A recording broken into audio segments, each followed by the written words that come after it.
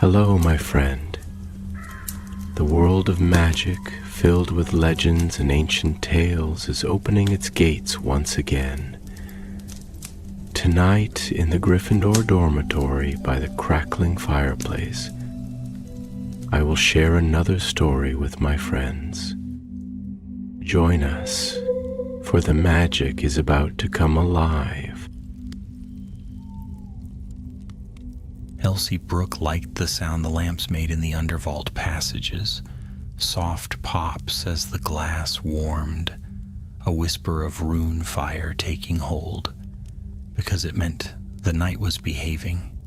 On the evening our tale begins. The lamps crackled to life exactly as they should, and still the night refused to behave. She stood at a high desk in a side office of Gringotts, the sort of room no customer ever saw, ledgers stacked like little fortresses, a brass siphon for thieves' downfall water, and a slate where goblin auditors left notes written in a spidery, exacting hand. Elsie was an apprentice curse breaker, still on probation, still memorizing more rules than spells. She had come to love those rules.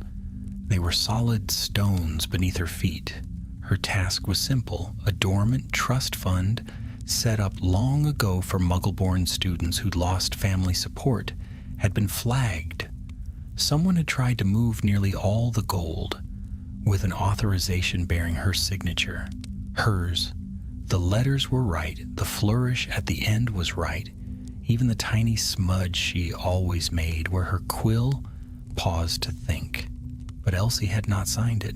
The senior goblin on duty, tall cap, with silver filings in his nail beds and a voice like cold iron, had narrowed his eyes and given her 6 hours to explain. "Find the path your name walked," he said, "or the path will be closed to you." In Gringotts terms, that meant dismissal, and for a curse breaker, dismissal traveled like a curse of its own. So Elsie set about untangling the ink. She drew a drop from the brass siphon and let thief's downfall water fall across the parchment.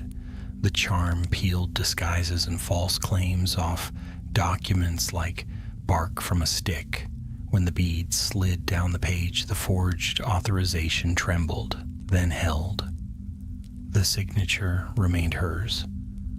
Her stomach sank, but she made herself breathe out slowly, the way she'd been taught when a tomb door bucked in its hinges. "Don't scowl like that, Elsie. It makes your freckles hold committee," said a voice from the doorway. Nikhil Patil leaned in with a grin and a cup of borrowed tea he would most likely return later with biscuits. He was a trainee in cartography. He and his quills mapped vault corridors like other people mapped the stars. He had dark eyes and a tidy plait tucked into his collar and a habit of asking questions that made difficult patterns simpler. Before Elsie could answer, another figure arrived, small and neat as a nail. Snudge, a goblin younger than most apprentices allowed above the track pits. His waistcoat was too big, his chain of office polished within an inch of vanishing. "Tallcap sent me to ensure Miss Brooke remembers she is a guest of the bank's patients," Snudge said. Then very quietly, with a flicker of curiosity he could not hide, "Also, I brought an empty jar and a cloth, in case you need to catch the water's first truth." Elsie blinked. "Thank you," she said, taking the jar. "First truth?" Snudge's ears tilted. The first drop that falls from a question document carries what it thinks it is. Sometimes the page talks louder than the quill. It sounded like one of the 100 side laws Elsie was still learning. She angled the paper, set another bead rolling, caught what fell into the jar. The bead shivered, and for the smallest moment, the inked lines across the desk looked wrong. Not the letters, the ledger line beneath them, the column heading, as if the page had blinked and shown a different face. Nikhil set his cup down carefully. "Did you see that?" Elsie nodded, unable to trust her voice. She tipped the jar against the margin notes of the ledger itself, each deposit, each dormant year. Under that thin sheet of water, a line appeared where there had been none. Just above the trust's number, faint as dust, a new entry showed in a spidery hand. Vault 0. Snudge stood on tiptoe, peering. "That is not a joke we tell," he said, ears flattening. "There is no Vault 0, Nikhil whispered. "Then why is it written?" Elsie read the faint line again, senses sharpening the way they did when a warded hinge sang. Vaults were numbered in strict order, each one certified, audited, named. A 0 was not a number Gringotts favored. 0 meant nothing, and nothing had no place to lock a thing inside. "If this is a path," she said, "it's the one my name walked." From the far corridor came the thunder of a late cart and the rattle of chains. Somewhere above, beyond a ceiling layered with wards, Diagon Alley was settling into its evening clink of shutters and the murmur of last orders. Down here the air cooled, and Elsie felt the bank's attention settle, like a dragon shifting in its sleep. "We'll show Tallcap," Snudge said, but his voice held a tremor. "He will say the line is a smear. He will say the jar was touched by mischief. He will likely say many things." "And none of them will be well done, Elsie," Nikhil murmured. "If that line fades, you'll have nothing." Elsie capped the jar. "Then we don't let it fade," she said. "We follow it." Snudge's eyes darted to the corridor, to the neat brass clock that hung above the lamps. "After hours," he said, "the rails sleep light. The compliance golems wake to anything without a paper voice." But he looked back at the ledger again, and pride warred with curiosity. Goblins did not like to admit there was a thing under their feet they did not already know by its proper name. "Snudge," Elsie said gently, "if Vault 0 is a trick meant to shame the bank, the shame grows while we argue." "Or," Nikhil added, smile thin but brave, "we stop a trick and give Tallcap a problem he'd rather shout at than Elsie." Snudge's mouth twitched, which in Goblin was almost a laugh. "Very well. We will look. We will not blunder. And if we are stamped by a compliance golem, I will put it in my training report that I told you so." They moved quickly, riding the lift down to the junction where the oldest tracks veered into the bank's bones. Nikhil produced a skeleton key for cart brakes. Technically used for tests, practically used for almost everything. And Elsie carried the jar, wrapped in the cloth, as if it might try to climb back into the forged page. Snudge walked at her side, reading the track stones with his fingertips. Each stone carried a number, a maker's mark, a blessing against rust. Elsie tried to listen the way Snudge did, but the bank spoke a goblin's language to goblin hands. At a spur that seemed hardly more than a shadow, the stones changed. No numbers, no maker's marks. Instead, a faint brass sheen traced a curve into darkness. Nikhil breathed. "That shouldn't be here." Snudge nodded slowly. "We do not lay brass like that. Brass goes to doors, brass goes to bells. Brass does not go to rails." Elsie set the jar on the stone ledge and uncapped it. She dipped her finger in the thief's downfall truth and let one drop fall onto the brass. It fled along the curve like a tiny comet, and the rail answered. No sound, only a hush of recognition, like a seal pressed to wax. The cart they borrowed was small and nimble, a maintenance cradle with hand brakes and a charm that preferred to go home at the end of a job. Elsie climbed in with Nikhil.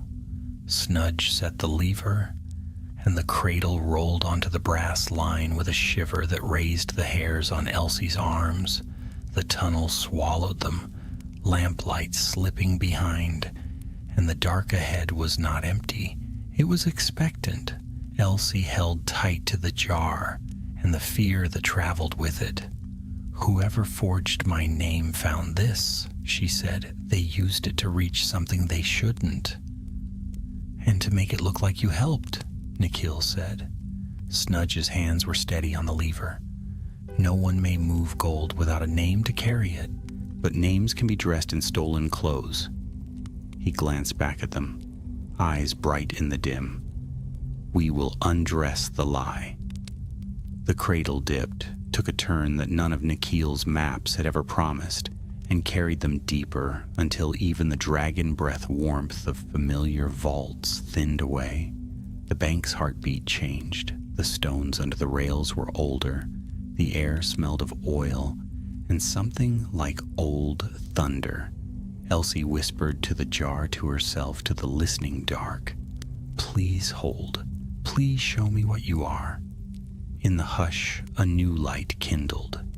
Not lamplight, but the pallor of metal waking. A head carved into the tunnel wall, a plate the size of a door opened like a lidless eye. Upon it, in letters that seemed to recede even as she read them, was the line they had followed here: Vault 0. The cart slowed, its wheels squealing against the brass rails as though reluctant to carry them any further. Elsie felt the sound deep in her teeth, and then, with a jolt that sent them all lurching forward, the cradle stopped. They had reached a chamber unlike any Elsie had ever seen in the training manuals or the whispered tales traded between apprentices. The tunnel widened into a vast hollow carved out of bedrock, round as a cauldron and twice as deep. A stone platform jutted over the black gulf, and in its center was set a plate of silvery metal, smooth as still water. Above the plate, carved into the arch, burned words no torch had lit. Vault 0. The letters gleamed faintly as if they had been written in moonlight stolen from some other sky. Nikhil let out a low whistle. If this is a joke, someone's gone to a great deal of trouble. Snudge climbed out first, his small boots clicking against the stone. He adjusted his waistcoat with exaggerated care, but Elsie could see how tightly his hands were clenched. His eyes darted from the silver plate to the rails, then back again. "No goblin made this chamber," he said quietly. "Our tools leave marks, however fine." "This has none. It is too smooth." Elsie joined him on the platform, clutching the jar. The silver plate looked shallow, but when she leaned nearer, she saw no bottom at all, only depth, rippling faintly as if the stone itself was waiting to swallow light. "It looks like water," she murmured. "It looks like a trap," Nikhil corrected, stepping back. Snudge knelt, placing both hands on the floor just before the plate. His fingertips traced lines too faint for Elsie to see, but she heard him muttering under his breath, counting in gobbledygook, marking, measuring. At last he looked up. "It is a key, not a vault, not gold," Elsie frowned. "Then why call it a vault?" "Perhaps because the word vault comforts wizards," Snudge said dryly. "They think of gold sleeping behind doors, and they feel safe. But this," he tapped the silver plate with one nail, "this is an index." The word meant little to Elsie in this context. She glanced at Nikhil, who had gone pale. "An index," he repeated. "The ledger of ledgers. The map that names the maps. It's where the bank keeps track of its own tongue. Elsie's heart thumped harder. She suddenly remembered the strange flicker in the forged parchment, how the page itself had seemed to rearrange under the thief's downfall water. If someone could reach into the master index, they could change things. They could rename a vault, she said slowly. Just for a moment. Long enough to take something out and put it back without leaving a trace. Nikhil nodded grimly. The ledgers would never show it missing. It would look like it had never moved at all. Elsie felt her knees weaken. That's how my signature was forged. They didn't copy it. They pulled it from the index, stamped it onto the page, and let it vanish again. Snudge stood, his face darkening with a rare fury. This is theft beyond measure. A goblin hand may never tamper with the index. Our oaths bind it. If one of us has, then he has betrayed not only the bank, but the honor of his name. His voice echoed in the round chamber. The words seemed to linger, as if the walls were listening. Before Elsie could speak, the plate shivered. A ripple crossed it, soft but definite. Someone was using it. Elsie gripped the jar tighter. We're not alone down here. The silver shimmer brightened and shapes swam across its surface. Numbers, runes, and faintly, like writing on the other side of frosted glass, vault names flickered in and out. Entire fortunes, thousands of lives shifted like words in an open book. Then the glow steadied. A tall figure appeared on the far side of the plate, faint as a reflection in a dark mirror. It was a goblin, clad in fine mail and a coat of midnight cloth. His features were sharp, his ears ringed with gold, and his eyes burned with cold fire. Gold Hook, Snudge breathed, his voice trembling between awe and horror. Elsie had heard the name. Gold Hook was one of the most respected executives of Gringotts, a goblin whose decisions shaped the bank's policies across continents. To see him here, stepping from the index like a shadow made flesh, made her throat dry.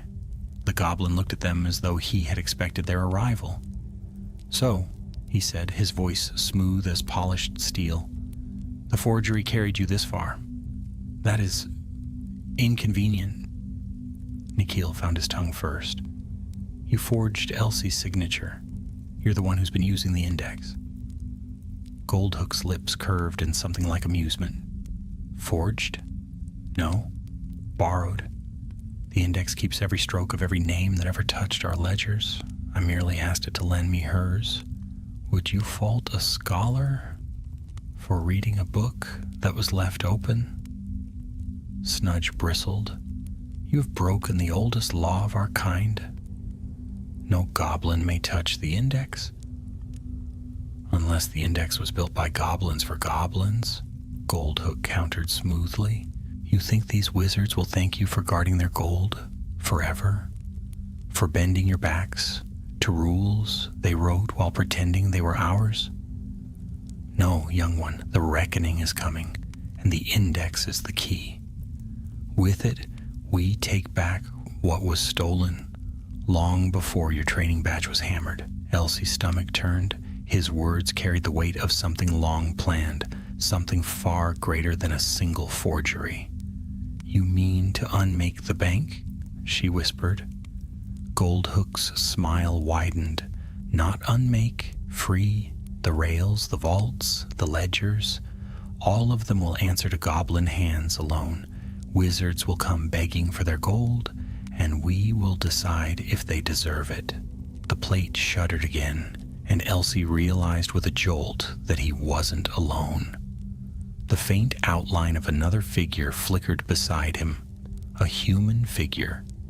As the glow strengthened, she recognized the sharp robes, the badge of the Department of Magical Law Enforcement, the liaison Auror who oversaw wizard-goblin relations at the bank, Auror Sallow. He was supposed to be investigating her. Her breath caught. He was helping Goldhook. "Your betrayal will be known," Snudge said furiously. "The bank will not let this stand." Goldhook raised a hand and the silver ripples stilled. "The bank will not know. That is the beauty of the index. Records can be unmade as swiftly as they are written. Even now your presence here is being erased. By the time the rails spit out your bones, there will be no proof you ever came." The air in the chamber grew heavy, pressing on Elsie's ears. She saw Nikhil's grip tighten on his wand. Those spells were next to useless in these deep wards. Elsie thought fast. The jar in her hands still held the bead of Thief's downfall, the first truth. Snudge had said the first drop carried what the page believed itself to be. If she poured it into the index. She glanced at her friends. Nikhil caught her eye and gave the faintest nod. Snudge looked wary, but he squared his shoulders. Elsie stepped closer to the plate. "Goldhook," she said, her voice steadier than she felt. "If you mean to break the rules, then you should know. Rules break back." And before he could answer, she unstoppered the jar and flung its contents across the shining surface. The silver plate convulsed. Light burst upward, flooding the chamber. The words and numbers swimming across the index tore free, writhing in the air like living script. Goldhook's face twisted in fury, and Sallow's figure wavered and screamed, as though the light itself was tearing him apart. The platform shook beneath their feet. Elsie staggered, clutching the empty jar. The chamber roared, with the sound of ledgers turning, vault doors slamming, chains breaking.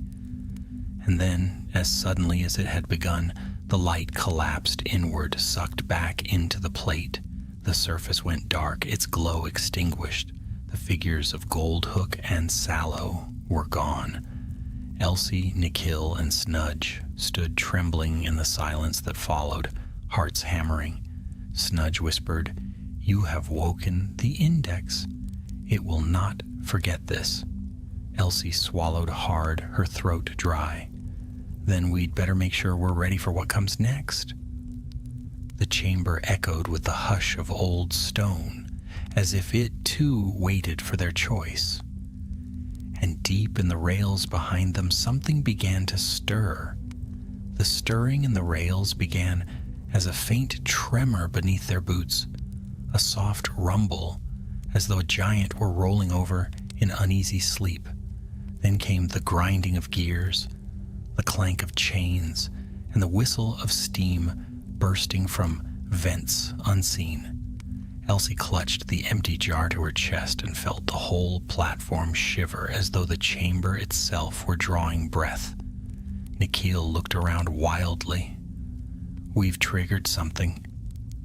Snudge's eyes had gone wide, his pointed ears pressed back against his head. "Not something. The Guardians." As if his words had summoned it, a shape rose from the darkness of the gulf beneath them.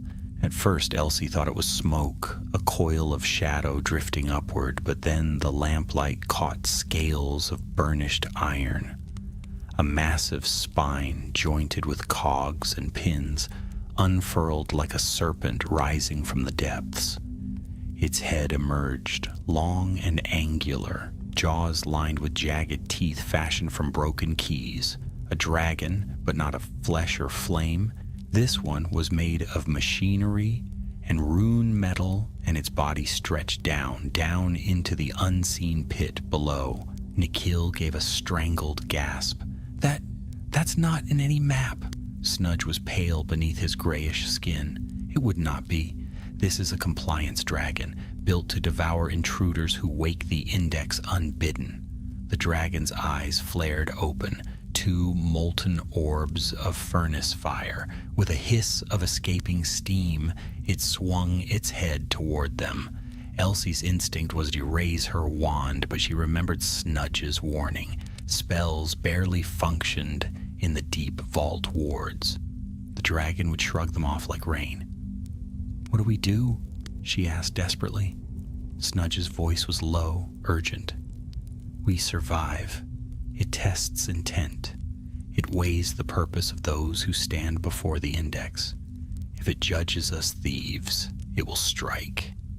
The dragon lowered its head, steam venting from its neck plates. Its eyes blazed brighter, and suddenly Elsie felt something pressing against her chest. Her thoughts, her very heart. It wasn't a physical weight. It was the dragon's gaze, heavy and relentless, sifting through her intentions as if they were coins in a coffer. Memories surged. Her hunger to prove herself as a curse breaker, her fear of Tallcap's judgment, her shame at seeing her name twisted into a weapon. She tried to hold on to the truth that she wasn't here for gold, but to clear her name and stop a crime that would ruin the bank itself. The dragon's eyes dimmed just a little. It turned to Nikhil.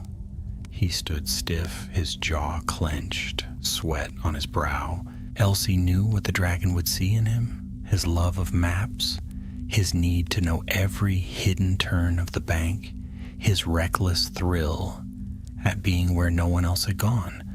But beneath that, she also knew his loyalty to her, his unwillingness to leave her accused of something she had not done. The dragon's eyes dimmed further, then its gaze fixed on Snudge. The young goblin swallowed hard.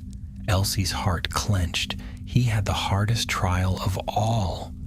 For a goblin, the index was not just forbidden, but sacred. The dragon would see his curiosity, his pride, the dangerous spark that had brought him this far. Would it also see his honesty? His refusal to let his people's honor be blackened by Goldhook's betrayal? For a long, terrible moment, the dragon's eyes burned bright, and the air grew so hot Elsie thought her skin would blister. Then the light faded. The dragon lifted its head and gave a sound that was neither a roar nor a sigh, but something in between, an old, weary noise like a lock turning after centuries. It sank back into the pit, gears grinding, steam hissing, until only silence remained. Elsie let out the breath she hadn't realized she was holding. "It let us go," she whispered.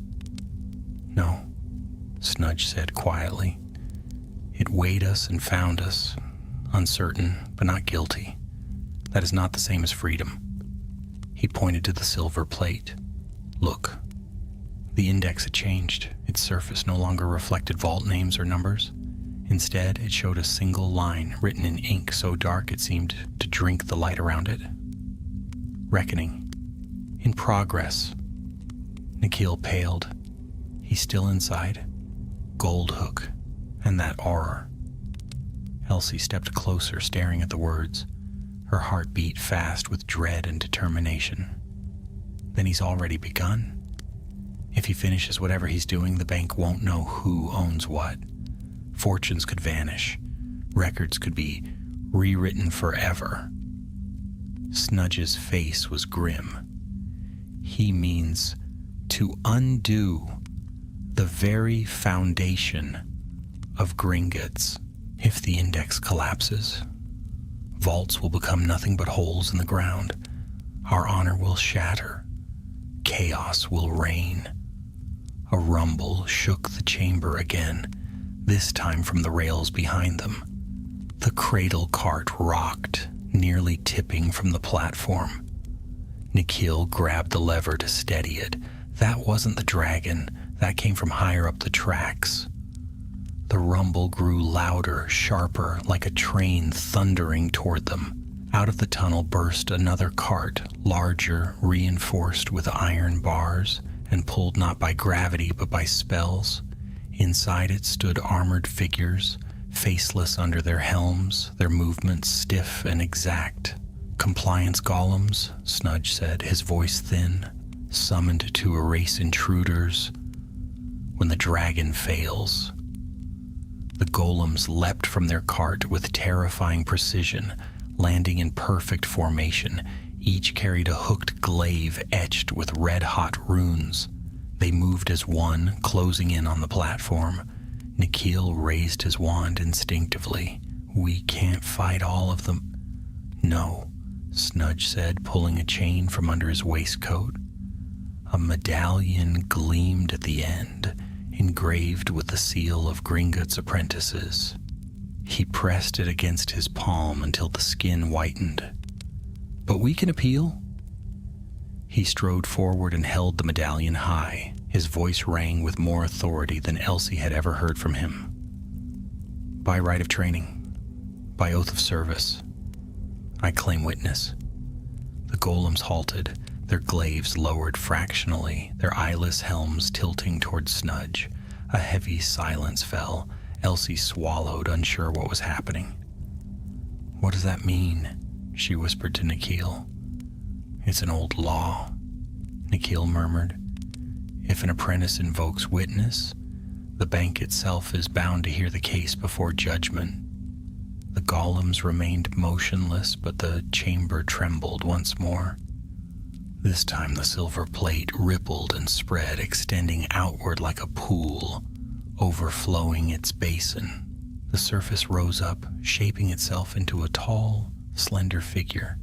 Neither goblin nor wizard, but something older, faceless and robed in the sheen of pure silver. The witness. Its voice was neither male nor female, but both at once, echoing like many voices speaking in unison. "State your claim." Snudge stood as straight as he could, though his voice shook at first. "We stand accused of trespass. We invoke the right of witness to show that we came not as thieves but as protectors. A crime greater than ours is unfolding. We seek the truth." The silver figure turned its faceless head, regarding Elsie and Nikhil as though weighing their very souls. "Do you also claim this?" Elsie stepped forward, heart pounding. "Yes," she said. "I've been blamed for a forgery I didn't commit. My name was stolen through this index. I only want the truth to be seen." Nikhil added, his voice steady. "And I came to protect her. If we are judged guilty for that, so be it. But we didn't come for gold." The witness was silent for a long, shivering moment. Then it raised one hand. A beam of light shot upward from the plate, piercing the ceiling of the chamber. The stone shuddered, and images appeared in the air, scenes pulled from the index itself. Elsie saw her own signature torn from the page and pressed onto the forged authorization. She saw Goldhook standing in the index chamber speaking to Auror Sallow, their faces set in grim determination. She saw vault names flicker and vanish, gold shifting unseen, fortunes swallowed by nothing. The truth hung there for all to see. The witness lowered its hand and the images faded. "The claim is valid," it said, "but the reckoning is not yet stopped. The index runs wild. If it breaks, the bank will fall." The chamber shook again, more violently. Cracks split the platform, and the silver surface of the index writhed like a stormy sea. Elsie felt the weight of the moment settle upon her. Clearing her name was no longer enough. If they failed now, Gringotts itself would be undone. She tightened her grip on the empty jar, though it had little left to offer. "Then tell us how to stop it," she said. The witness's faceless head tilted. "To halt the reckoning, one must bind the index to a name.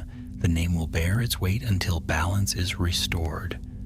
But beware, such a burden can break the bearer." Snudge looked stricken. "No one survives carrying the index. It is too vast, too heavy, with centuries of oath and coin."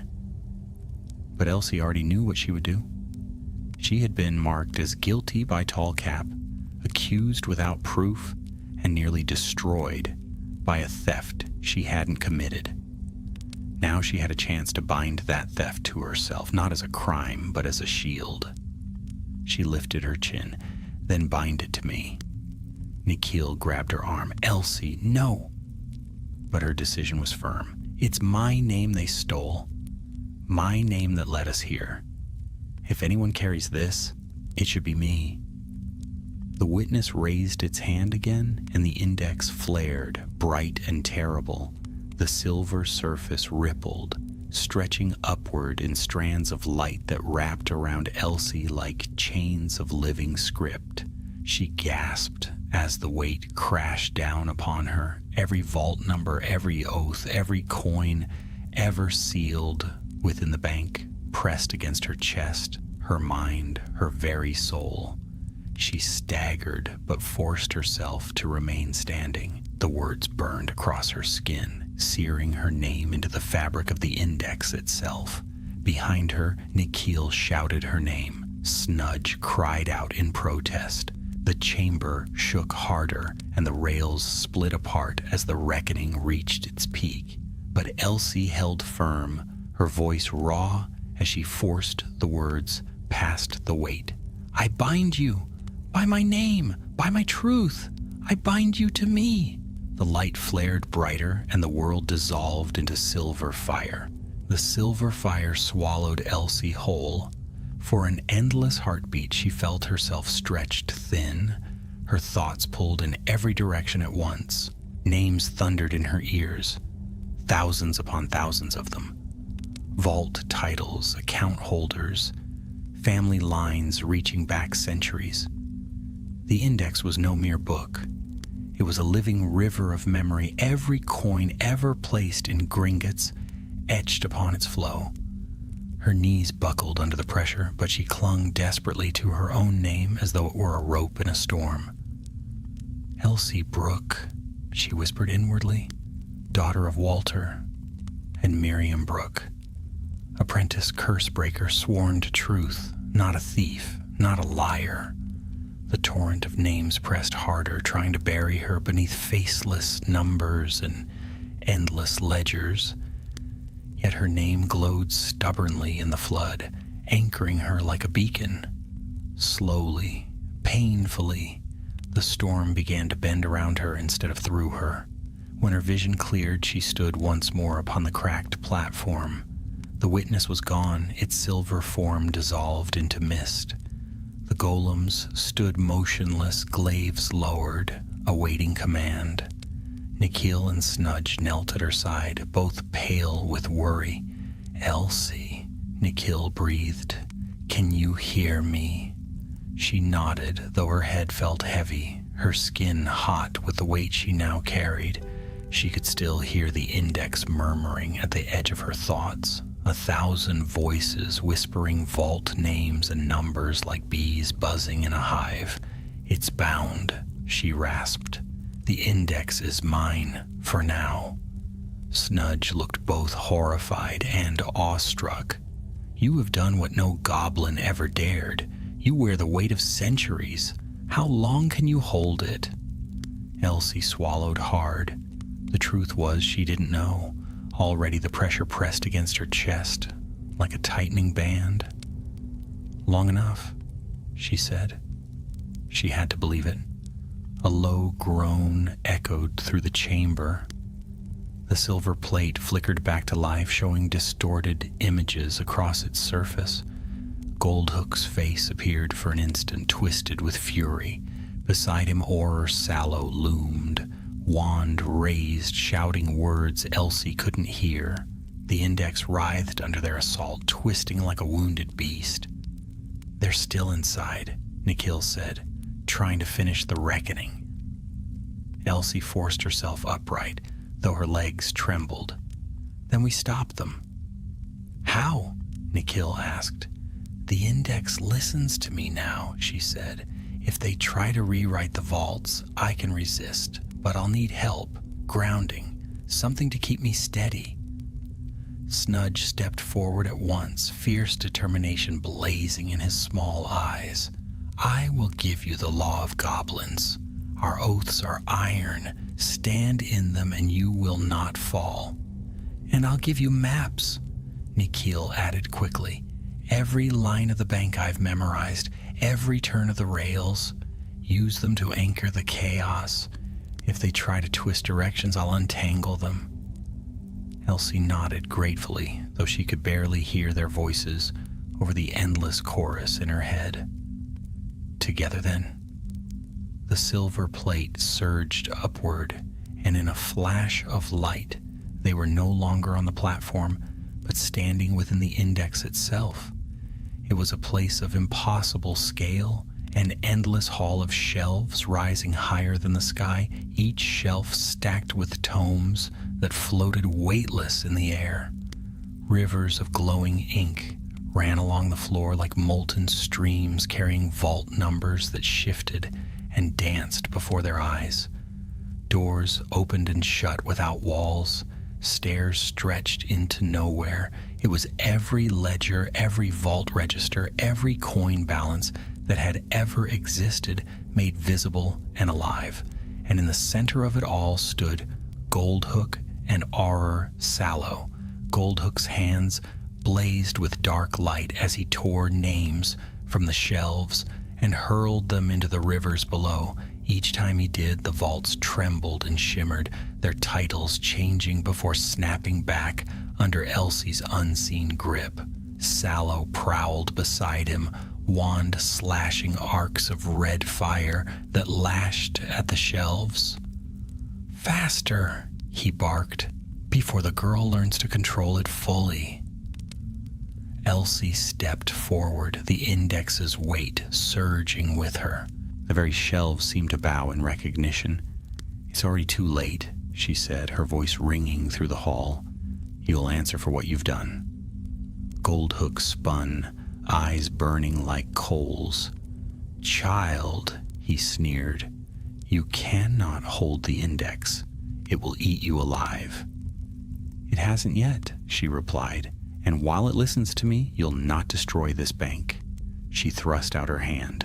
At once, the rivers of ink surged upward, forming chains of glowing script that coiled around Goldhook's arms. He snarled and tore at them, his strength nearly overwhelming hers. The weight of the index pressed harder, nearly driving her to her knees, but Snudge stepped to her side, chanting old goblin oaths in a harsh, rhythmic tongue. His words steadied her, weaving iron around her faltering resolve. Nikhil leapt forward, sketching frantic patterns in the air with his wand. Each stroke became a glowing map, lines and curves of the vault rails flashing bright.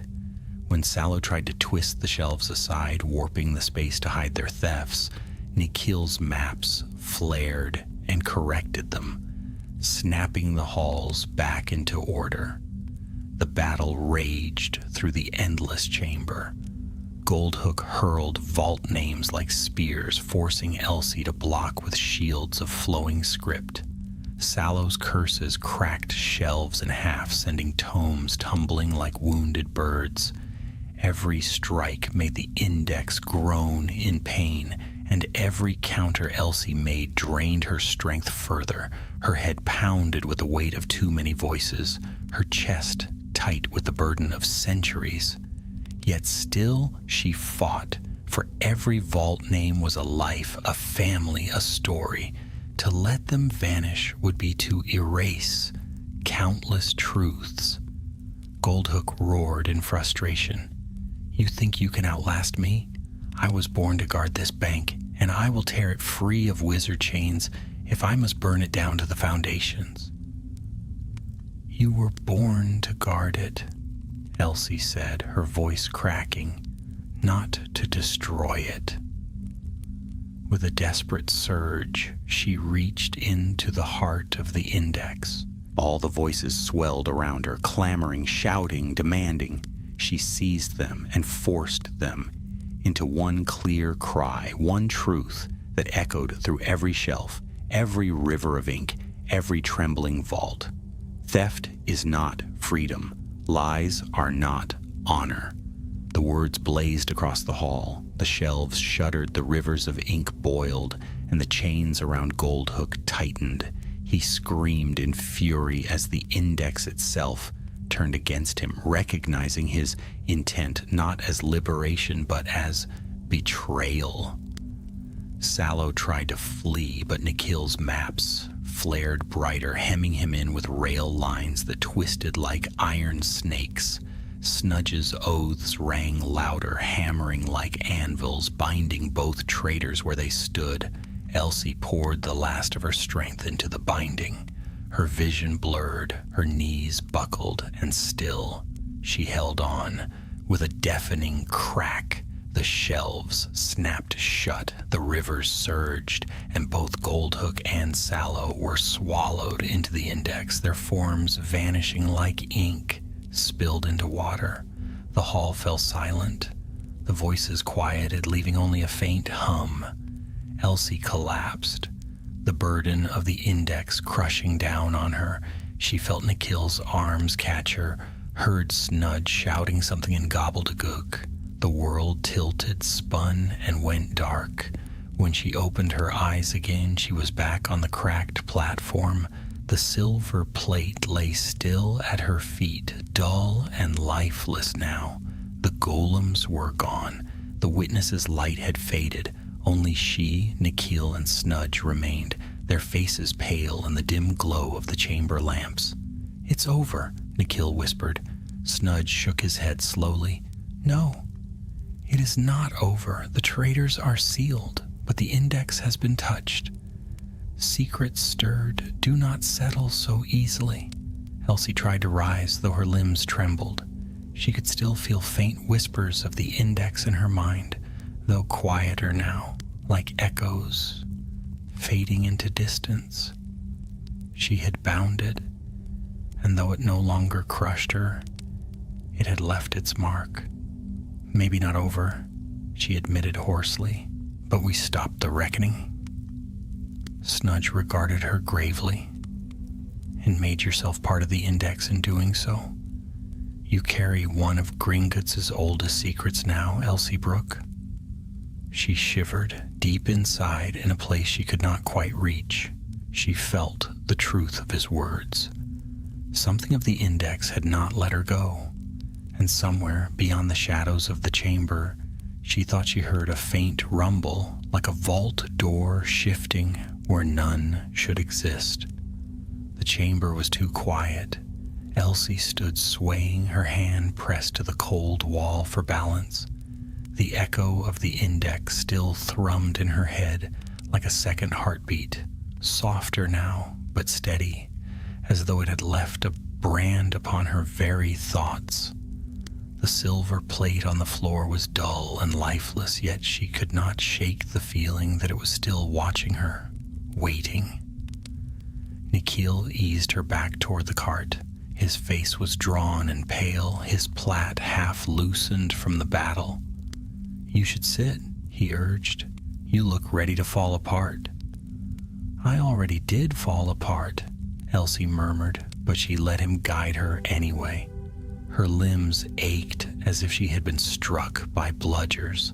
Snudge lingered by the plate, his long fingers brushing the edge without quite touching. His sharp face was unreadable. "I should call Tallcap," he said at last. "He will want to know what we've seen, what you did." "Tallcap will expel me," Elsie said tiredly. "Or worse, he won't care that I stopped the reckoning. He'll say I meddled in matters too great for an apprentice." Snudge's ears twitched. "Perhaps he will. Or perhaps he will understand that you carried what even a goblin could not. It may shame him to see such a thing done by wizard hands." The words hung heavily in the air. Elsie remembered the way Goldhook had spoken, how bitterly, how certain. The goblins had been wronged, forced to guard wizard gold without true ownership. And now here she was, a witch, having taken on the index itself. It was a dangerous truth. Some goblins might see her as a thief of their deepest secret, not a savior. Before she could answer, a faint creak broke the silence. All three of them turned at once. The noise came from a section of wall opposite the silver plate. Stone blocks shifted, grinding slowly, and a dark seam split open. A passageway revealed itself, hidden until now. Nikhil's eyes widened. That wasn't there before.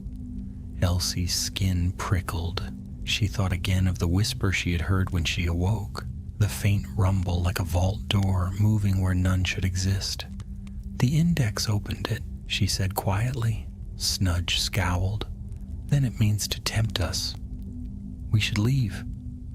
But the passage yawned wide, and a current of air drifted from it, cool and strangely sweet, carrying the smell of parchment and something else. Something older, like dust that had lain undisturbed for centuries. Elsie felt her heart quicken.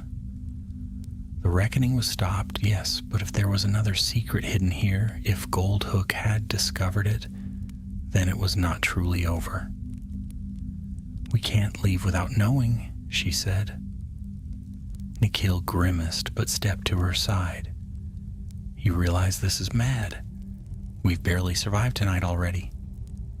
Yes, Elsie admitted, but if we walk away, someone else will find this place, and next time, it might not be us who stop them. Snudge's long sigh sounded almost like a hiss. Very well. But know this. If we pass through, we may never be allowed back into the light. With that grim warning, they lit their wands and stepped into the hidden passage. The tunnel was narrow and steep, cut in a spiral that wound downward. The walls were smoother than the usual vault stone, as though polished by careful hands long ago. Strange runes glimmered faintly in the rock, lighting their way with a cold glow. Elsie felt the whispers of the index grow stronger as they descended. Not louder, more focused, like a quill, scratching steadily across a page. She could not make out words, but she felt a sense of intent, of purpose. The tunnel wanted them here. At last the spiral opened into a chamber far smaller than the one above. It was perfectly round, the walls lined with shelves carved directly into the stone. Upon the shelves rested scrolls bound in iron clasps, each marked with seals of wax so old they had cracked. A single pedestal stood in the center, and upon it lay a book. The book was bound in black leather that shimmered like oil. Its clasp was a lock shaped like a goblin's hand, and above it, etched deep into the cover, were words that made Elsie's mouth go dry. The witness vault, Nikhil whispered. I've never heard of such a thing. Snudge stepped forward, his eyes fixed on the book. His face was pale, his voice hushed. I have, once, in a forbidden tale, told to frighten younglings. They said that before Gringotts was built, before vaults and ledgers were made, the goblins forged one vault that held no gold, a vault that held only judgment. It would open only when both goblin and wizard stood together to witness truth. Elsie's gaze flicked to the shelves, the cracked scrolls. Then these must be records that no one was meant to see. She felt the pull of the book, strong as gravity. The index in her head whispered louder, urging her toward it. She stretched out her hand. Snudge caught her wrist sharply. Do not. If you open it, the witness itself will awaken, and once called, it cannot be dismissed until it has spoken its judgment. Elsie met his eyes. And if Goldhook had opened it first? If Sallow had? What judgment would it have given then? The question silenced him. Nikhil cleared his throat. If the witness vault is real, then maybe this is the safeguard, the bank's true protection. If Elsie's bound to the index, maybe she's meant to open it. Elsie's heart pounded. Slowly, She placed her palm upon the black leather. The goblin hand clasp twitched, then released with a click. The book opened. The pages inside were not parchment, but sheets of silver light. Words appeared upon them as though written by an invisible quill. Witness called, wizard and goblin present. Truth shall be weighed. The chamber trembled. The shelves groaned, dust falling like snow. The cracked scrolls rattled against one another, their seals glowing faintly, and from the book itself rose a pale mist, coalescing into the silver-robed figure they had seen before, the witness. Its faceless head turned, regarding them. Its voice filled the chamber. You have bound the index. You have stilled the reckoning. Yet secrets stir still. Speak and be judged. Snudge stepped forward. His voice was steady now, though his eyes gleamed. I say that Goldhook betrayed his people. He sought to shatter the bank in the name of pride, not honor. Nikhil added, I say that Aurer Sallow betrayed his post. He conspired with a criminal to ruin the trust between goblins and wizards. The witness's faceless head inclined. Both truths are known. And you, Elsie Brooke, what do you claim? Elsie's throat tightened.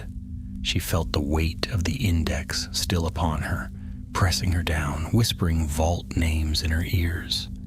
She thought of her parents, proud muggle folk who had never quite understood her world.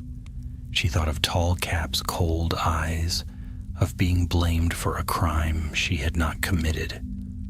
I claim, she said at last, her voice clear, that the bank itself holds secrets too dangerous to hide. Goldhook found them, and others will too. If we do not guard them, then Gringotts will fall. Not from theft, but from the weight of its own lies. The witness was silent. Then its voice rang out, resonant as a bell. So it shall be.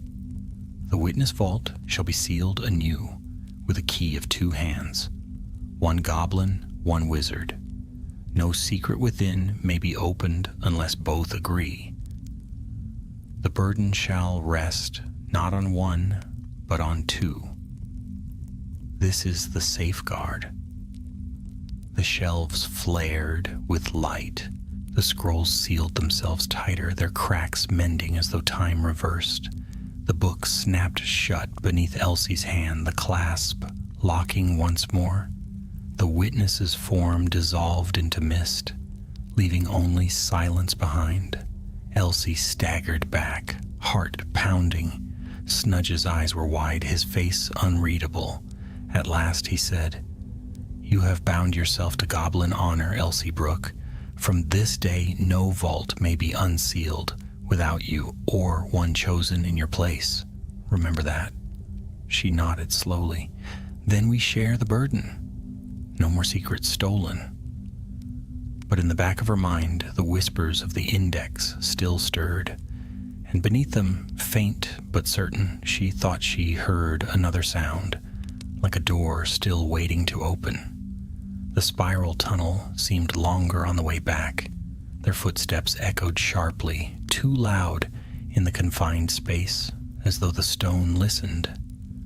Elsie kept her hand against the wall, partly for balance, partly because the index still pulsed inside her, and she needed the rock's solidity to anchor her thoughts. Nikhil was unusually quiet.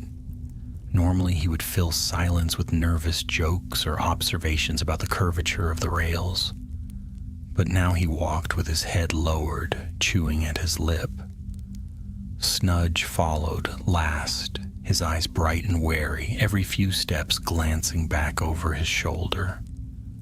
When at last they stepped into the vast chamber of Vault Zero again, Elsie felt a shiver of relief, though the silver plate remained dull at their feet. The compliance dragon had vanished into its pit, and the golems stood motionless, lifeless statues of iron. The place seemed less alive now, as if exhausted by all it had endured. Nikhil gave a shaky laugh. Well, that's that, isn't it? Reckoning stopped, traitors sealed, secrets witnessed. His voice cracked on the last word. We just need to ride the cart back up and hope Tallcap doesn't skin us. Snudge didn't laugh. His small mouth pressed into a thin line. It is not so simple. Tonight has changed the balance. Goldhook will not stay sealed forever, and... He glanced at Elsie. And you are not free. The index marked you. Elsie opened her mouth to protest, but closed it again. She couldn't deny it. The whispers were still there, faint but constant. A choir she could never quite silence. If she focused, she could sense vault numbers shifting, coin movements trickling like sand in an hourglass, names appearing and vanishing. It was like hearing the heartbeat of the bank itself. Nikhil must have seen her expression because his smile faltered. Elsie, what does it feel like? She hesitated, like standing in the middle of a storm. But the storm never ends. She swallowed, then forced herself to straighten. I can bear it, for now. Snudge gave a solemn nod. Then we must leave before the bank's elders arrive. If they find us here, explanations will not save us. They climbed into the cradle cart. The rails hummed as Snudge pulled the lever, and the small vehicle creaked into motion. The brass track gleamed faintly beneath them, carrying them upward through the dark. The ride felt endless. Elsie sat pressed between Nikhil and the stone wall, listening to the clatter of wheels, trying not to think of the weight she carried.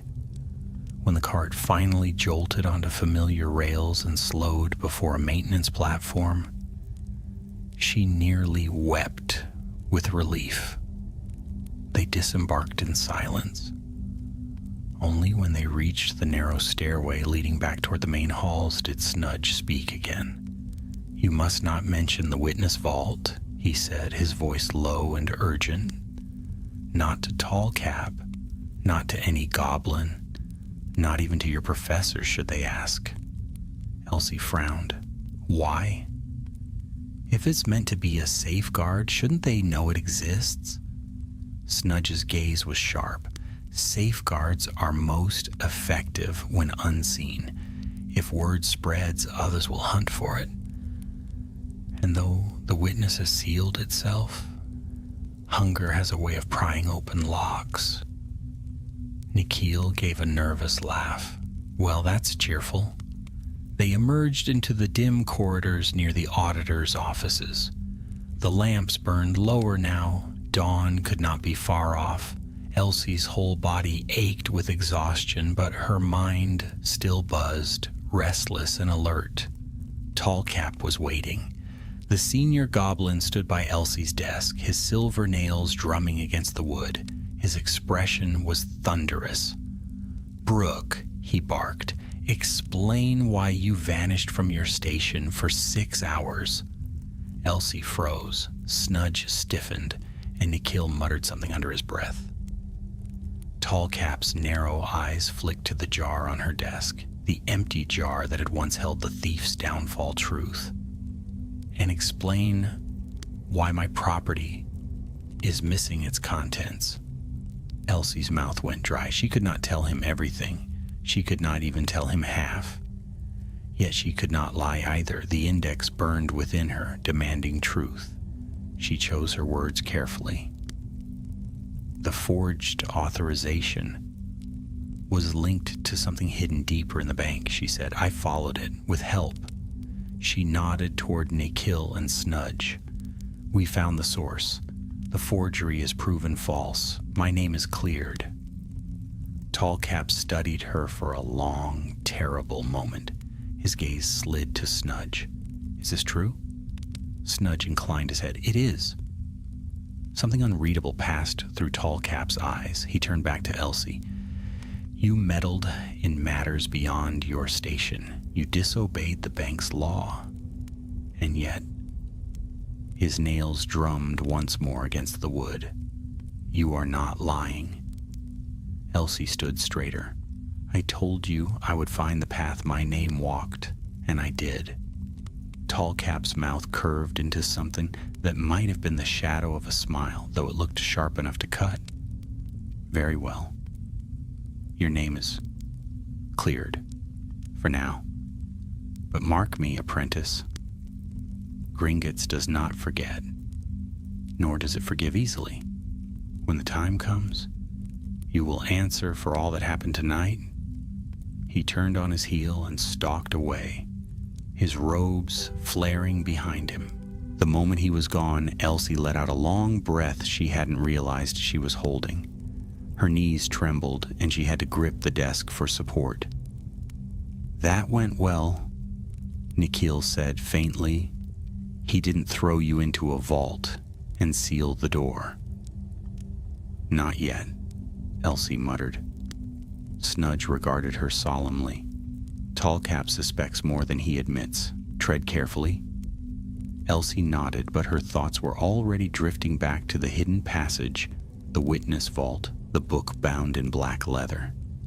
The index whispered faintly in her ears, restless. She knew Snudge was right. This was not over. When at last she left Gringotts that morning, stepping into the pale light of dawn on Diagon Alley, the street was quiet save for a few shopkeepers opening their shutters. The world looked unchanged, ordinary. But Elsie Brooke knew better. Beneath the cobbles, the bank carried a secret older and heavier than gold. And now, part of that secret lived inside her. She pulled her cloak tighter and walked on, feeling the whispers follow her like shadows. Far below, in the sealed depths of Vault Zero, the silver plate shivered once faintly, as though something within had stirred again. And in the darkness beyond the witness vault, a door she had not seen continued to wait, patient and silent, for the hand bold or foolish enough to open it. The week that followed felt like walking on a tightrope strung high above a yawning abyss. Elsie returned each day to her duties at Gringotts, sorting parchments, tracing wards in training chambers, and fetching endless stacks of ledgers for curse breakers, her senior. Outwardly, everything appeared the same. Her fellow apprentices whispered that Tallcap had disciplined her in some terrible fashion, for she returned with shadows under her eyes and silence in her step. They assumed she had been scolded, perhaps fined. None guessed the truth, that Elsie now carried the index itself inside her mind. At night, when she lay in her small room above a crooked shop in Diagon Alley, she could not rest. Sleep would barely begin before the whispers rose, vault numbers humming like lullabies sung out of tune, family names etched across her eyelids, coins clinking softly in an endless procession. It was not always frightening. At times it felt almost comforting, as though she cradled the heartbeat of wizarding Britain itself. But at other times, when the whispers grew too loud, she feared she would drown in them.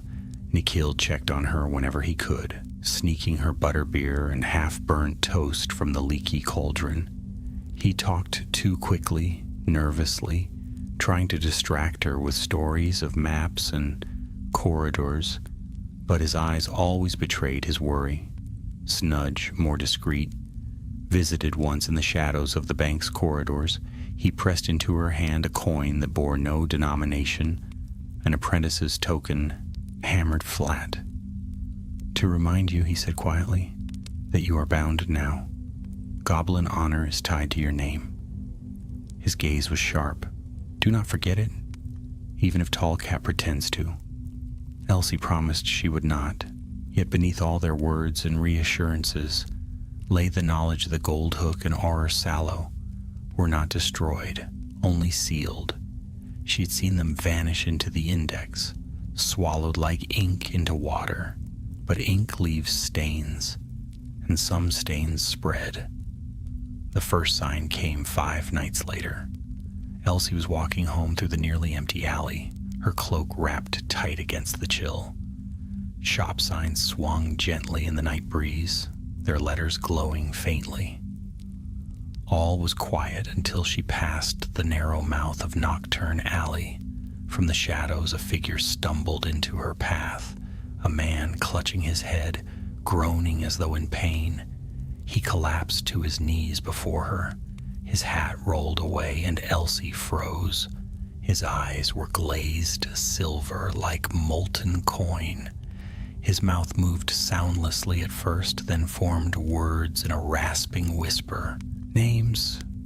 Give me names." The voice was not his own. It was layered, distorted, like the echo of many mouths speaking through one throat. Elsie's stomach turned cold. She knew that voice. It was the Index. The man's body shuddered, his hand reaching blindly toward her. Vaults. Lost. Gold unclaimed. Names. Elsie stepped back, her hand flying to her wand. But before she could act, the man convulsed once more and collapsed. His eyes returned to their natural brown. He blinked, confused, staring around as if waking from a dream. When he saw Elsie, he scrambled to his feet and fled into the night without a word. She stood trembling in the empty street, the whispers in her head suddenly sharp and frantic, like bells rung in alarm. Something had slipped. The Index's power was bleeding into the world, touching minds unprepared to bear it. The next day she told Nikhil what she had seen. They sat in a quiet corner of flourish and blots, a map of Gringotts spread between them like a shield against eavesdroppers. "It possessed him?" Nikhil asked in a low voice, disbelief warring with dread. Elsie nodded. "Just for a moment, but it was enough. If more people are touched, they'll think they're mad," Nikhil finished. "Or worse, they'll start tearing through vaults at random, claiming the bank owes them."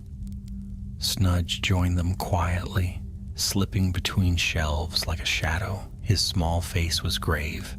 "The witness warned us. Secrets stirred. Do not settle. The Index strains against its binding. If Goldhook or Sallow still press within, they may be forcing it open." Elsie's hand clenched into a fist. "Then we need to go back." Nikhil's eyes widened. "Back? After nearly being eaten by a dragon made of iron and judged by a silver ghost? Are you mad?" "We don't have a choice," Elsie insisted. "If we leave it, more people will be touched. Someone will notice, and then Tall Cap, or worse, the Ministry, will start asking questions." Snudge gave a slow nod. "The wizard is correct to fear, but the witch is correct in duty. If Goldhook strains the Index from within, we must reinforce the binding." Nikhil groaned, dragging his hand through his hair. "Fine. But if I die, I'm haunting both of you." That night, under cover of darkness, they returned to Gringotts. The bank was quieter than ever, its marble halls echoing faintly under their hurried footsteps. They moved like shadows, slipping past slumbering goblin guards, down into the maintenance lifts, deeper and deeper into the rails. Elsie's heart pounded, both from fear of discovery and from the whispers urging her onward. The Index seemed almost eager, its murmur growing louder as they descended. At last they reached the brass track. The cradle cart waited, as if it had known they would return. They climbed aboard. The rails shivered to life, carrying them once more into the dark. The ride was swifter this time.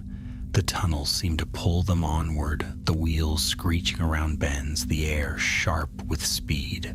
Elsie felt her pulse match the rhythm of the rails. The whispers in her head swelled until they filled her skull. When the cart stopped, The vast chamber of Vault Zero opened before them again. The silver plate gleamed faintly now, not lifeless but simmering with light like water under moonrise. Snudge's voice was hushed. "It stirs." Nikhil swallowed. "I don't like this. Last time we barely survived." Elsie stepped down from the cart, the whispers guiding her toward the plate. "Last time I bound it. This time I have to hold it steady." The moment she touched the plate, light surged. The chamber dissolved around them, and once more they stood inside the impossible hall of the Index. It was different now. The shelves sagged as though weighed down, tomes spilling open, ink dripping from their pages like blood. The rivers of script boiled, their words snarling and tangling into knots. The whole place quivered, unstable, and at its center, bound by chains of silver light, yet straining furiously against them, stood Goldhook. His eyes blazed with fury. His teeth were bared in a snarl. "You cannot hold me forever," he roared. "The Index was forged by my kind. Its true name belongs to goblins, not to wizard children meddling in games too great for them." Elsie felt the Index's weight bear down on her, but she also felt something new, the faint thread of the witness vault, sealed but present, a quiet counterbalance. If the Index was storm, the witness was stone. She reached for it, trying to draw strength. Goldhook strained harder, his chains cracking. Ink rivers surged toward them, snarling into the shape of wolves with dripping jaws.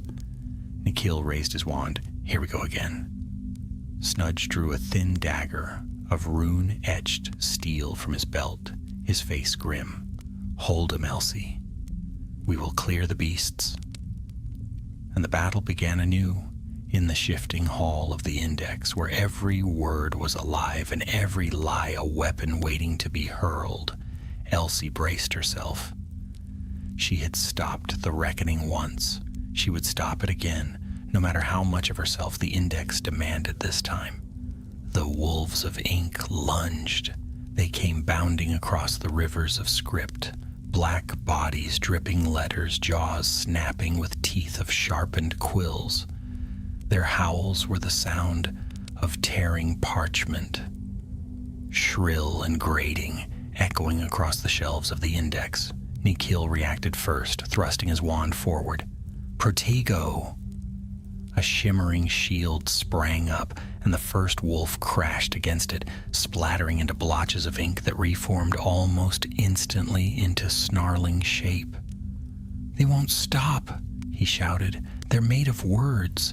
The more they break, the more they rewrite themselves." Snudge darted forward with a cry in gobbledygook, his dagger flashing. He sliced through the throat of a wolf, and where the blade struck, the letters scattered and dissolved into harmless wisps. The rune-carved steel gleamed brighter. "Runed steel," Snudge panted. "It cuts lies at the root. Keep them from me and I will clear the pack." Elsie barely heard him. Her whole body ached under the Index's weight, the chains around Goldhook tugging at her strength like anchors. The goblin strained against them, his voice a roar of rage. "You think yourself strong enough to cage me, girl? You are nothing but a line in the ledger. I am the quill that writes it." The chains shuddered. Cracks of silver light split them. Elsie staggered, nearly falling to her knees. She clenched her fists and forced the Index to bend. The voices inside her swelled, vault names and numbers swirling, and she pulled them together into a chant that beat like a drum. "Not a thief, not a liar, not yours to break." The chains tightened again. Goldhook screamed, but he was not alone. Out of the shadows of the shelves stepped Orer Sallow. His eyes were fever bright, his wand wreathed in red sparks. He looked less a man than a figure hollowed out, filled with the Index's fury. "You can't hold us both," he said, his voice twisted, doubled by echoes. "You'll break, Brooke, and when you do, all Gringotts will break with you." He slashed his wand, and a torrent of burning runes cascaded toward her. Nikhil shoved her aside just in time, the spell smashing into a shelf and sending books tumbling like falling stars. "Focus on Goldhook," Nikhil shouted. "I'll handle Sallow." Elsie wanted to protest. Sallow was too strong, but Nikhil's maps flared from his wand, glowing lines that twisted around Sallow's spells and redirected them harmlessly into the rivers. Sparks flew as map lines met Curse, bursting into showers of golden dust.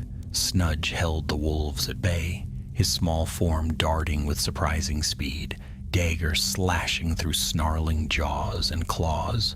Still, more kept forming from the boiling ink, their howls rising in a dreadful chorus. Elsie pressed her palms against the air, summoning the chains tighter around Goldhook. His fury poured into her, a storm of rage and betrayal, and for a moment she saw through his eyes. Goblins bending under wizard orders, gold carried out in greedy hands, promises broken across centuries. His anger was ancient, bitter, and sharp as broken steel.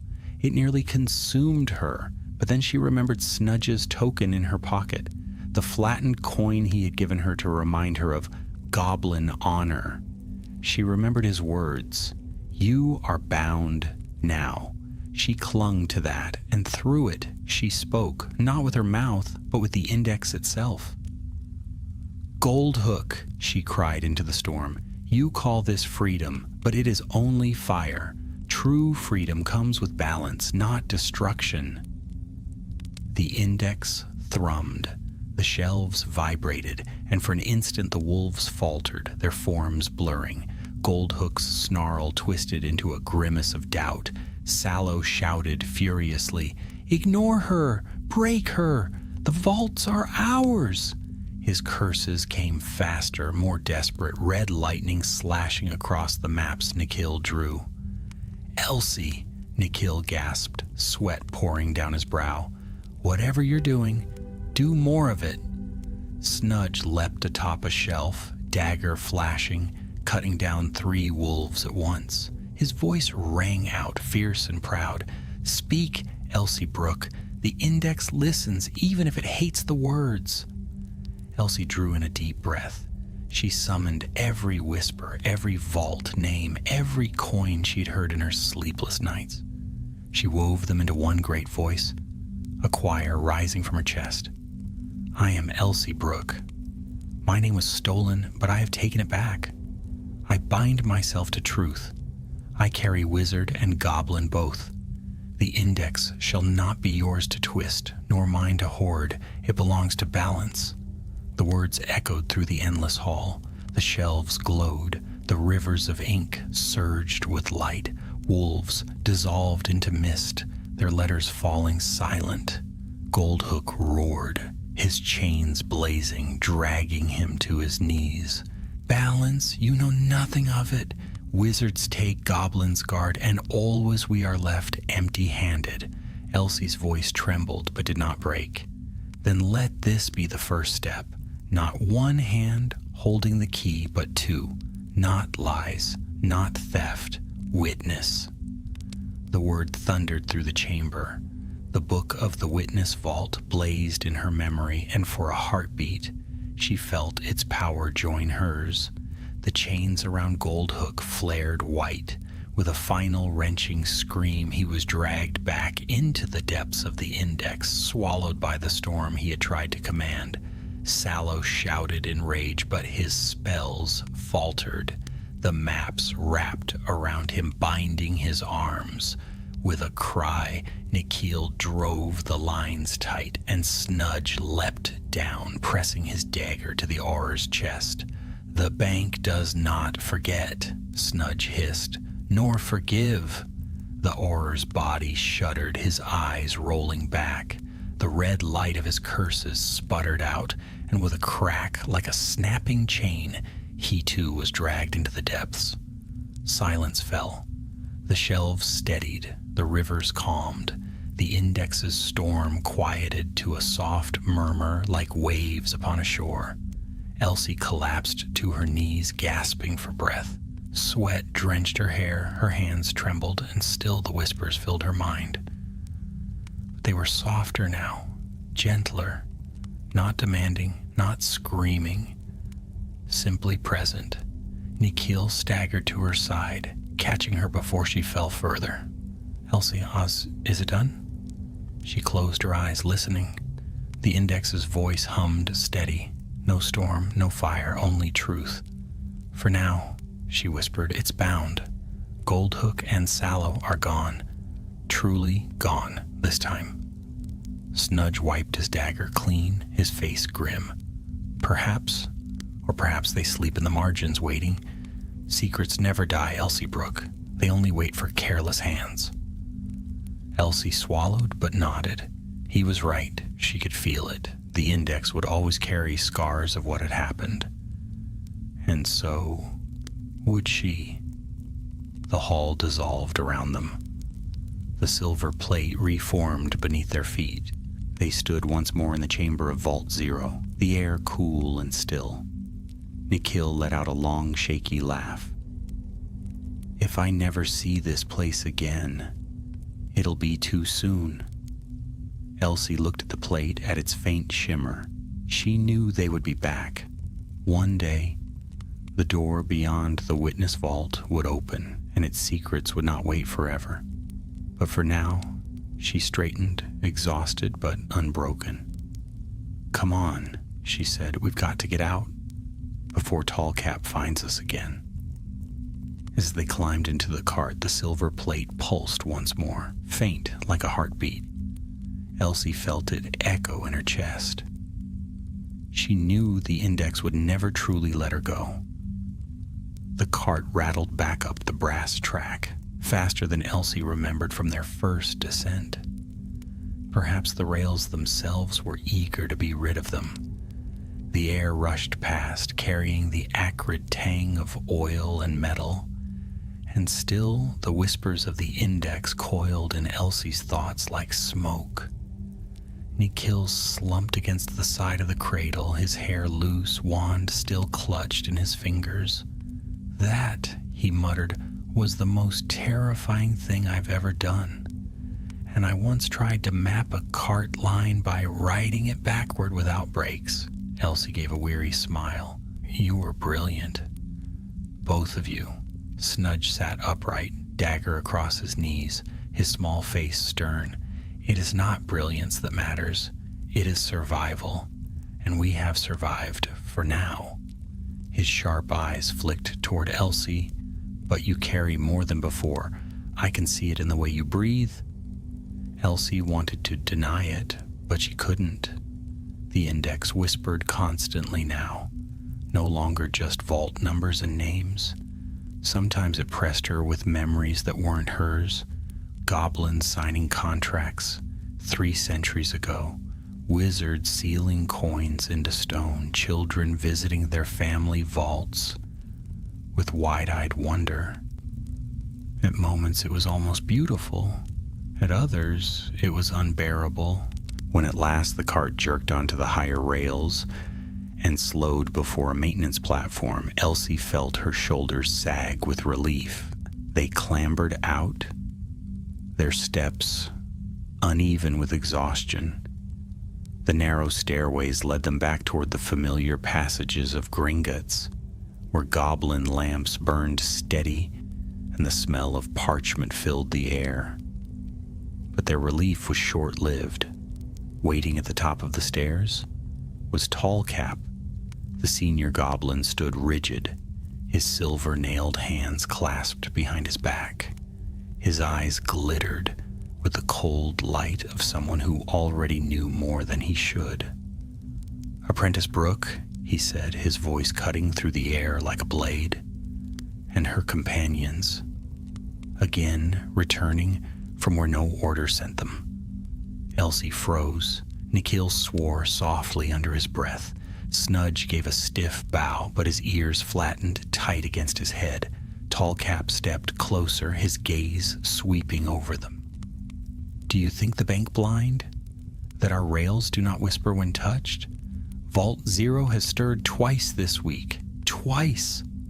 His eyes fixed on Elsie, and both times your name was in the air. Elsie swallowed hard. She could not lie. The index burned at the very thought of it. But how much truth could she risk? Something dangerous woke, she said carefully. We stopped it. Tallcap's brows drew together. You? Do you expect me to believe that a human apprentice, a cartographer with ink still on his fingers, and a whelp barely past training could face what stirs in that chamber? Snudge's voice, quiet but firm, answered. Yes. Tallcap's head snapped toward him. You defend them? I bear witness, Snudge said, his small shoulders squared. They fought, not to steal, but to save. Without them, the index would have broken. I saw it. I swear it. Tallcap regarded him for a long, heavy moment. The silence pressed against Elsie's chest. At last, the elder goblin's lips curled into a slow, grim smile. Then the tales are true, he murmured. The witness vault has stirred again. Elsie's breath caught. You know of it? His eyes flashed. Enough. More than you ever should have. Do you think goblins are fools? That we build without memory? The witness was sealed for a reason. If it has answered your call, then the balance has shifted further than I feared. He turned sharply, his robe sweeping around him. Come, not another word here. The walls may have ears. They followed him through winding corridors until they reached a chamber Elsie had never seen before, its ceiling arched high, lanterns casting pale light upon shelves lined with scrolls older than most wizarding families. The air smelled of stone, ink, and something deeper, like earth, turned for the first time. Tallcap closed the heavy door behind them and faced Elsie. Show me. Her heart pounded. Show you what? The mark, he said simply. You carry it. Do not deny it. Elsie hesitated, then lifted her hand. She willed the index to stir, and silver lines flared faintly across her skin, letters and numbers twining like living tattoos. Tallcap's eyes narrowed. So, you truly bear it, foolish girl. Elsie bristled. Would you rather I let Goldhook tear the bank apart? He and Auror Salo were inside the index, using it to steal and destroy. I stopped them. Tallcap's voice was cold, and bound yourself in the process. Do you not understand what you've done? The index is not meant for human hands. It will eat you, little by little, until nothing of you remains but ledgers and coin. The words struck like ice, but Elsie forced herself to stand firm. Then I'll endure it. Better me than the whole bank. Nikhil spoke up, his voice tight with anger. She saved all of you. You should be thanking her, not... Silence, Tallcap snapped, his nails clicking. Do not presume to speak in goblin matters. But Snudge stepped forward. His small voice was calm, steady. He is right. Elsie Brooke bore the burden none else could. Goblin or wizard, she deserves more than scorn. Tallcap stared at him for a long moment, then exhaled through his nose. You speak boldly for one so young, perhaps too boldly. His eyes returned to Elsie. You have tied yourself to goblin honor now. Very well, but hear me. There is another door in Vault 0, beyond even the witness. If it stirs, if it opens, you will not survive what lies within. Elsie's stomach twisted. She remembered the faint rumble, the hidden seam she had not dared to follow. What lies there? She whispered. Tallcap's gaze darkened.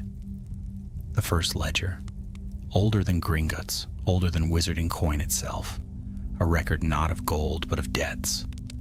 Debts written in blood, in oaths, in magic so deep it cannot be broken. If that ledger opens, wizard and goblin alike will be unmade by its truth. The chamber seemed colder. Nikhil shivered, his face pale. And Goldhook knew of this? Perhaps, Tallcap said. Perhaps not. But others will seek it now. Secrets stir, as they always do. He turned to Elsie once more. Guard yourself. Guard your companions.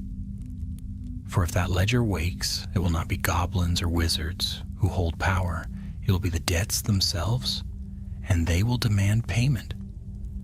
Elsie felt the whispers of the index coil tighter inside her, heavy and insistent. She bowed her head. I understand. Tallcap studied her a moment longer, then gestured toward the door. Go, rest, and pray the first ledger sleeps. They left the chamber in silence, their footsteps echoing on the marble floor. When they emerged into Diagon Alley, dawn was breaking again. The shops glowed gold with first light, and the air smelled of baking bread. For a moment it looked like an ordinary day, but Elsie knew better. She walked between Nikhil and Snudge, her hand pressed to the faint silver marks on her skin. Deep below, the index whispered, restless. And deeper still, she thought she heard something else. A low thrum, like a quill scratching across a page older than time. The first ledger, waiting. And one day soon it would wake. The following days were uneasy ones. Elsie returned to her routine at Gringotts, though nothing about her life felt routine any longer. She filed parchments and fetched scrolls, nodded respectfully to goblin auditors, and walked the marble halls like any other apprentice. Yet beneath the surface, she carried a storm. The index whispered ceaselessly, sometimes softly, sometimes so loudly she had to grip the edge of her desk to steady herself. It was like having a second world layered atop her own. Wherever she looked, she glimpsed faint lines of numbers and names hovering in the air, vault signatures floating like ghosts. She told no one, not her fellow apprentices, not her instructors. Only Nikhil and Snudge knew the truth, and even with them, she spoke of it rarely. The burden felt too heavy to share, too strange to put into words. But she was not the only one changed. Snudge walked differently now, his chin a little higher, his small frame radiating a quiet authority that had not been there before. Other goblins glanced at him with puzzlement, perhaps sensing that he had glimpsed something beyond the usual reach of apprentices. He spoke little, but when he did, his words carried weight. Nikhil, too, had shifted. He still joked and smiled, but his laughter came less easily. He spent long evenings poring over maps, scratching new lines, trying to capture hidden paths of the bank that no parchment had ever shown. If the first ledger exists, he muttered one night, then the rails must know where it sleeps. And if I can chart it. He trailed off, and Elsie didn't press him further. She knew the same curiosity burned inside her. For though Tallcap had warned them, though the very thought of the first ledger made her blood run cold, Elsie could not stop thinking of it. A record of debts older than gold, he had said. Debts written in blood. Debts that could unmake wizard and goblin alike. And the whispers inside her were changing. They no longer spoke only of coins and names. Sometimes they hissed words she did not know, words that felt older, harsher. Sometimes she dreamed of pages turning in the dark, though no light touched them, and of quills, scratching out lines that glowed like fire. On the 7th night since Vault Zero, she woke with a start. Her room was dark, the moonlight slanting through the window. The index whispered louder than ever, but this time the voice was not hers alone. "Brooke," it breathed, "witness bearer." Elsie sat upright, clutching the blanket. "Who's there?" she whispered. The shadows rippled.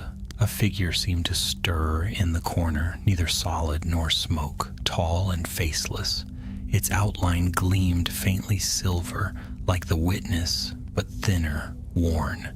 "You opened the door," it said in many voices at once. "Now the debt stirs. The first ledger scratches at its binding."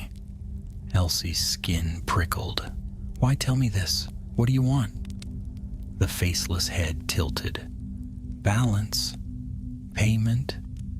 Truth that has waited too long." And then the figure dissolved, leaving only the creak of the floorboards and the whispers in her skull. Elsie pressed her hands to her temples, shaking. She knew what it meant. The ledger was stirring, whether Tallcap wished it or not. The next morning she sought Nikhil and Snudge in the crowded market behind the bank. She told them what she had seen, her voice low and urgent. Snudge's face tightened. "The witness calls again. This is grave. If the first ledger wakes, no oath will hold it back."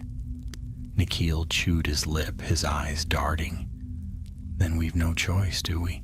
We have to find it before someone else does, before Goldhook's followers or the ministry get wind." Snudge shook his head sharply. "Tallcap would flay us for even speaking such a plan." Elsie met his gaze. "Tallcap already knows it stirs. He fears it, but fear won't stop it." Snudge hesitated, then looked away. His silence was answer enough. That evening, the three of them descended once more into the rails. This time they carried no jars of Thief's Downfall, no apprentice medallions. Only their wands, Snudge's dagger, and Nikhil's bundle of maps. The cradle cart creaked as it bore them downward, deeper than before, the rails groaning as if in protest. They passed the chamber of Vault Zero without stopping. The silver plate pulsed faintly, but they rolled past, following the tunnels beyond.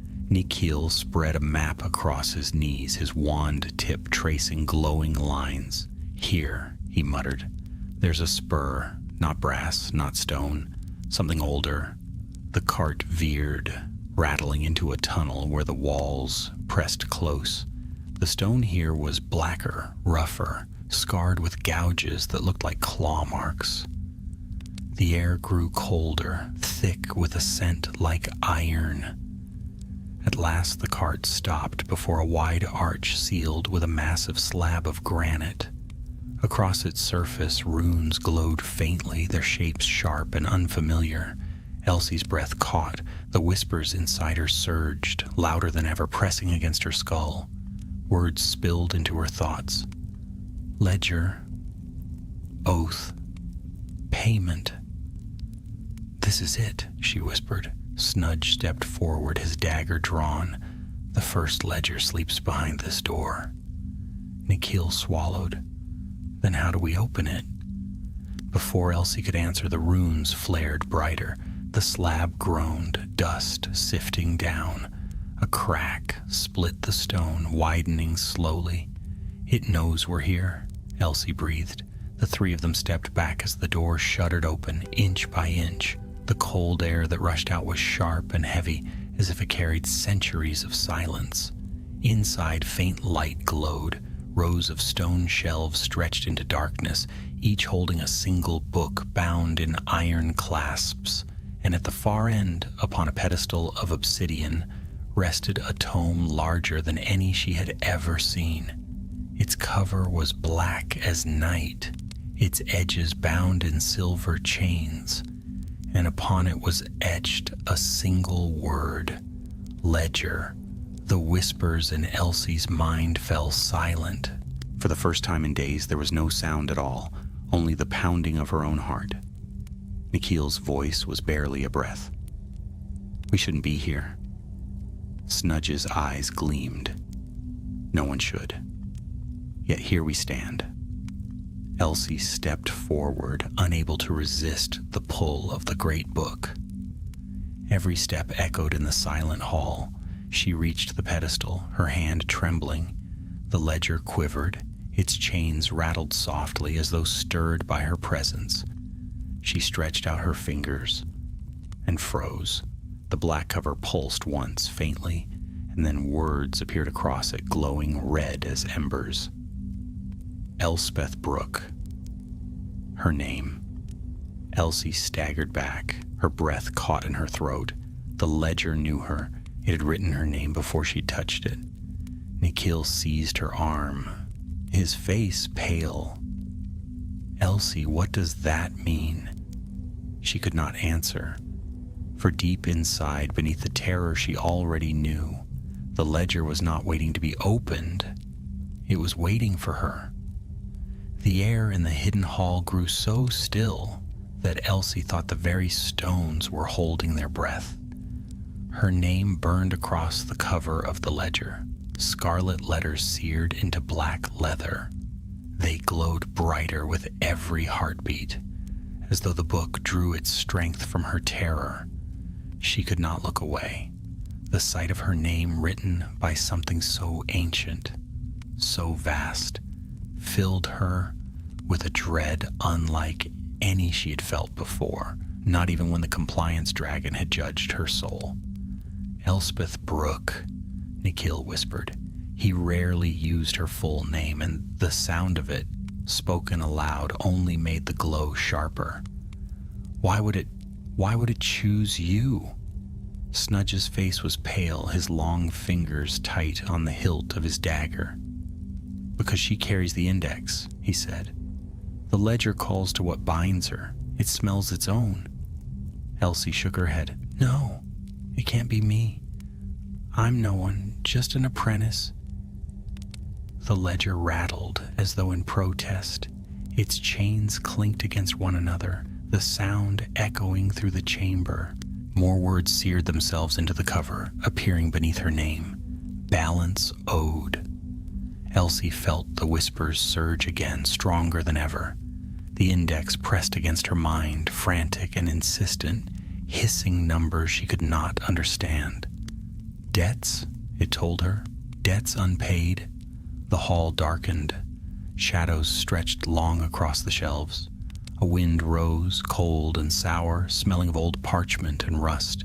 The ledger stirred, the chains uncoiled, sliding from its cover like snakes, slithering into the dark. The book rose slowly from its pedestal, pages fluttering though no hand touched them. Letters leapt across the parchment, glowing red before fading into black. Then the voice came. Not like the witness, calm and resonant. This voice was jagged, many-layered, each word a weight that pressed upon their chests. "The dead awakens." Elsie's knees buckled. She clutched the pedestal for support, her skin burning where the words on the cover still glowed. Nikhil raised his wand, though his hand shook. "Close it," he whispered hoarsely. "Close it before it." "Too late," Snudge cut in, his voice grim. His eyes were wide, but he did not step back. "It has chosen her. To open or close, the ledger has already marked her. She cannot walk away." Elsie's throat tightened.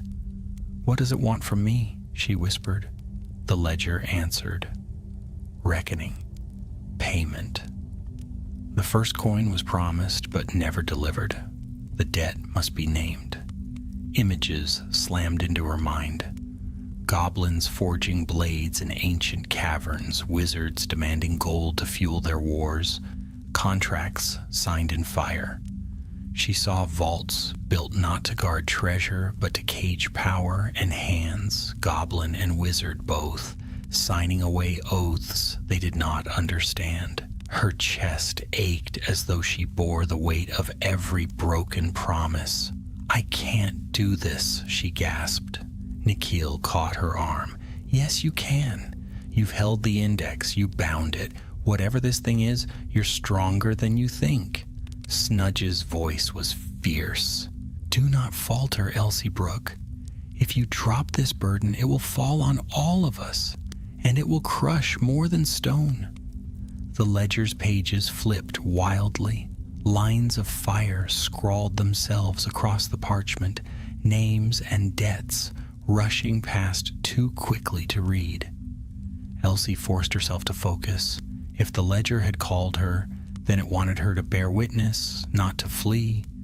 She stepped forward, though her legs trembled. Then name it, she said. Her voice shook, but it did not break. Show me the first debt.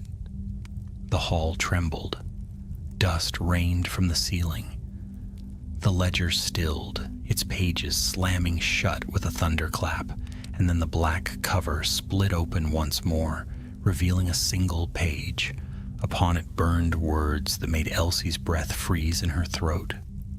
The wizarding world owes a life. Silence followed, heavy and terrible. Nikhil's eyes darted across the page. A life? What does that mean? Snudge's face was grave. It means that in the forging of Gringotts, in the first oath of coin, something was taken unjustly. A life was promised to balance it, but that promise was never kept. The ledger remembers? The red letters flared brighter, searing her eyes. Beneath the first line, new words appeared. Payment demanded. Elsie staggered back, horror flooding her veins. No, it can't mean... The ledger's voice cut across her protest. Witness bearer, you are chosen. Will you pay? The air seemed to crush in around her. Pay with what? With her life? Her soul? The index pulsed in her chest, heavy as stone. She could feel it. The ledger was not asking, it was demanding. Nikhil gripped her shoulders, his voice fierce with desperation. Don't answer it. We'll find another way. There has to be another way. Snudge shook his head slowly. The ledger does not ask twice. Elsie's vision blurred. The whispers were deafening now, the storm rising. She thought of her parents, ordinary muggles who had never asked for this. She thought of Tallcap, grim and unyielding, carrying secrets, heavier than gold. She thought of Goldhook, burning with fury at centuries of injustice. And she thought of herself, an apprentice cursebreaker who had only wanted to prove her worth, now standing at the heart of a secret older than the bank itself. She drew in a shaking breath. If I give my life, she whispered, will it end? Will the debt be paid? The ledger's pages shivered. One life for all, balance restored. Nikhil's grip tightened painfully. No, Elsie, don't you dare. This isn't your debt to pay. It isn't anyone's. But Snudge's voice was low, steady. Perhaps it is. Perhaps the ledger calls her because she is both. Wizard and goblin bound, two worlds in one. Her life might be the only coin heavy enough. Elsie's heart thundered. She stared at the glowing words, her name still etched across the cover, and knew the choice was hers alone. She lifted her hand toward the page. The ledger flared, red light spilling across the chamber, painting the shelves and stone with fire. The air shook with its voice. Payment demanded. Payment due. Nikhil cried out her name. Snudge whispered an oath in gobbledygook. Elsie's fingers touched the page, and the world vanished in flame.